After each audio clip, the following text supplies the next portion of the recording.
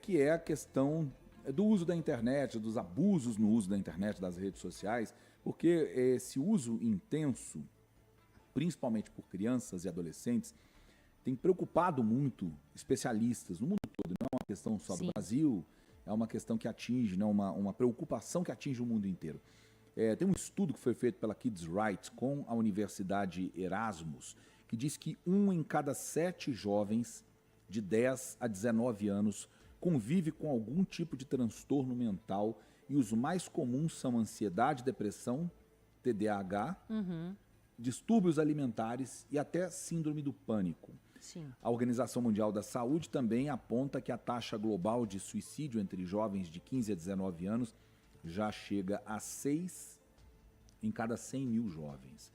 E para a gente entender melhor os impactos do ambiente digital no cérebro e na saúde emocional, na saúde mental dessa geração, a gente vai conversar agora com Janaína Silva, que é coordenadora da psicologia do Hospital da Baleia e que está conosco na ponta da linha aqui no Deadline. Janaína, boa tarde para você, Boa obrigado por participar tarde. conosco aqui. Boa tarde, Maiara. Boa tarde, Boa Luiz. tarde. Gratidão por ter esse convite aqui. Nós que agradecemos. Esse é um tema, né, bastante importante, né, no nosso Sim. meio das crianças e os jovens.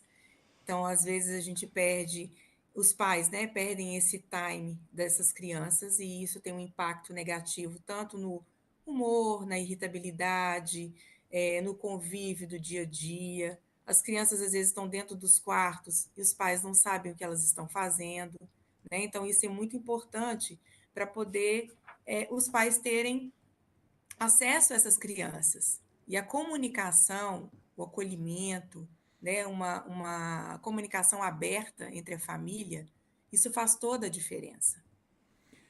Pois eu acho que essa é uma discussão realmente muito profunda e a gente talvez não consiga abordar num espaço curto de tempo todos os aspectos, mas você levantou, acho que muito bem pontuado, os principais. O que eu queria entender, do ponto de vista técnico, quais são as transformações que o cérebro de crianças e adolescentes sofrem, né, ou passam diante do uso excessivo das telas e das redes sociais. Essas transformações, elas são só não, né? Elas são transformações emocionais ou elas também são transformações físicas? Então, tanto emocional, porque a gente tem a dopamina no cérebro, e a dopamina está ligada à influência e à compensação de prazer.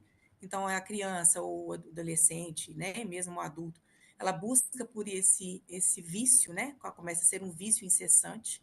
Então, ela passa a ter o quê? Essa apatia, ou às vezes um comportamento mais compulsivo, né, de obesidade, sedentarismo, apatia, depressão. Às vezes não é inserida no contexto desse grupo da rede social, e aí os likes, né, os comentários, ela quer viver isso de uma forma que ela seja também importante, né, nesse meio digital, e às vezes ela não é, né? Então, assim, a criança e esse adolescente, ele quer ser inserido nesse grupo.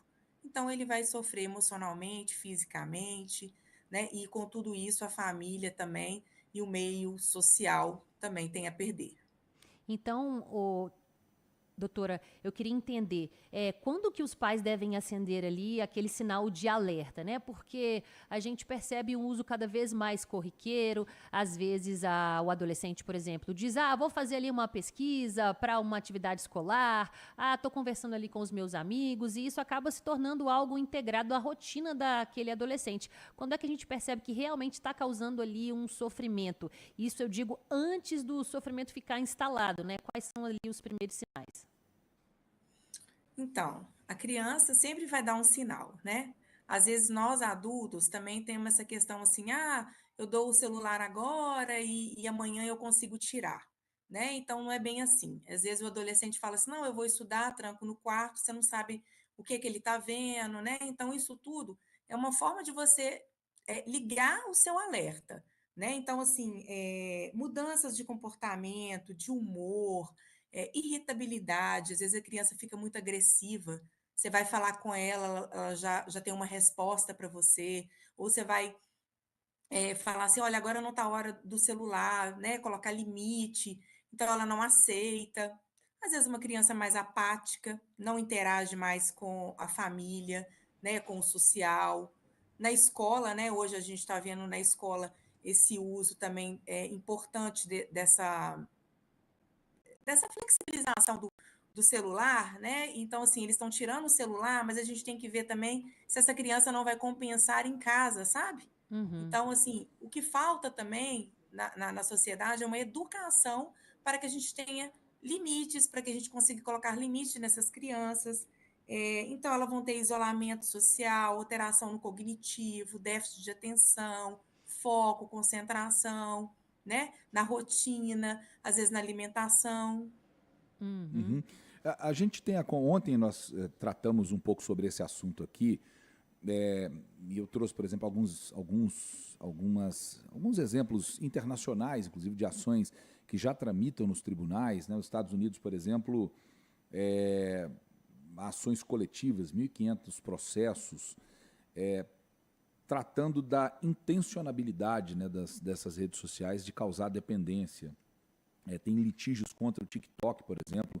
Uma norte-americana processou o TikTok por ter supostamente agravado a anorexia dela. Uma outra ação que tramita diz que essas redes sociais deliberadamente são pensadas, os algoritmos são pensados para causar dependência. E nós estamos falando aqui, a senhora trouxe agora, um outro ponto que é muito importante, que pouca gente discute, que é a responsabilidade, a corresponsabilidade dos pais também. De colocarem limites, né? Estabelecerem um prazo, de acompanharem mais de perto o que está acontecendo. Então não adianta a gente culpar a rede social, por exemplo, por compartilhar desafios onde as crianças são levadas a cometer atos contra a própria saúde, se os próprios pais não sabem o que está acontecendo. Esse trabalho precisa ser feito de forma mais multidisciplinar e envolver também a família para que se entenda esse limite, doutora? Então, a família sempre é o primordial, né? É a base de tudo. Se eu também não dou o exemplo, eu fico só no celular, como que eu também vou cobrar isso do meu filho? Né? Muitas vezes no consultório a gente vê isso. O meu pai fala, mas é minha mãe que está na hora de desligar, mas eles não saem do celular. Então, isso tudo também é uma forma de exemplo. E a gente hoje tem também aplicativos, né, como forma de parentalidade, para poder você colocar limites. Eu acho que ver também o que seu filho tá vendo, barrar algumas coisas, né? Que tem como a gente fazer isso, né? Por exemplo, o YouTube, com, com programações que não são acessíveis para essas Uhum. crianças. Então, assim, a gente tem que estar de perto, educar dá trabalho, né? Uhum. Mas as crianças, elas precisam dos adultos e a gente tem uma coparticipação muito grande com a escola. Mas a escola só não dá conta. Nós temos que começar dentro de casa para que isso possa ser disseminado também na nossa escola e na sociedade. Janaína, quais têm sido os principais problemas que você tem identificado no consultório? A gente falou de ansiedade, depressão, quais são os outros transtornos que aparecem mais? Então, às vezes a gente tem até casos mais graves, né, de baixa autoestima, de lesão, né? Então a criança se corta, ela tem essa questão também de não ser inserida do grupo, então a síndrome do pânico, muitas deprimidas. Então, assim, a gente vai vendo N fatores desse déficit de atenção que prejudica também o ensino, né? A escola, então a criança ela já está desmotivada, né? Então, assim, ela quer só saber desse meio digital que faz com que ela se sinta melhor e isso a gente vê que não vai dar certo, porque ela precisa viver na sociedade e o face a face ainda existe, né? Ele é importante, esse contato físico, esse contato com outras pessoas, com outras crianças. Então, assim, a gente tem que dar mais valor a essas questões para a gente poder diminuir esse mal e dar muita importância também para a saúde mental, que às vezes a gente não dá tanta importância quanto deveria. E nesses casos, qual que é o tratamento mais indicado? Imagino que seja ali um trabalho mais multidisciplinar, né? Que envolva psicólogos, uma atividade física, uma conversa com a família. O que deve ser feito? Então, se isso for ficando assim, sem recursos dentro de casa, né, a comunicação já não é eficaz, tem que procurar uma ajuda profissional, né, do psicólogo, do psiquiatra infantil, dependendo dos casos, né, então o psicólogo ele pode avaliar isso, se ele vai, né, precisar de uma avaliação psiquiátrica e em conjunto com a escola, né, sempre a parte pedagógica, de como a criança também está inserida nessa escola, de como que ela está agindo, então assim, e a família? Não adianta a gente tratar a criança se a gente não tratar a família, porque a criança, ela é um sintoma, às vezes, da educação de pai e mãe. Muito bem, obrigada. Nós conversamos agora com a Janaína Silva, que é psicóloga coordenadora da psicologia do Hospital da Baleia. Janaína, obrigada pelos esclarecimentos e até a próxima. Obrigada, eu que agradeço a presença. Um Obrigado. abraço.